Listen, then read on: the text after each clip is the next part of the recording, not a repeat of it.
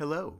Have you ever stopped to think about all the different forms that the stuff around us can take? I'm talking about everything. Well, everything is made up of tiny, tiny particles called matter, and this matter can come in different forms, which we call states. Today we're going to explore the three most common states: solids, liquids, and gases. Imagine an ice cube.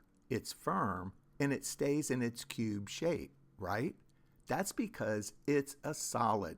Solids have a shape of their own and they don't need a container to keep that shape. Whether you put your toy on the table or carry it around, it stays the same. Solids also have a definite volume. This means they always take up the same amount of space.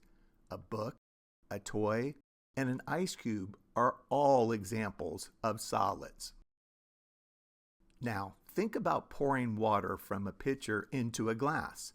The water flows and changes its shape to fit the glass. That's what liquids do. They can flow and change their shape, taking the shape of whatever container they're in. But here's the thing. Liquids still have a definite volume. If you have 1 cup of water and pour it into a different glass, you still have 1 cup of water. Liquids like water, juice, and milk can flow and take the shape of their container. Gases are even more spread out. They don't have a definite shape or a definite volume. Instead, they spread out to fill their entire container.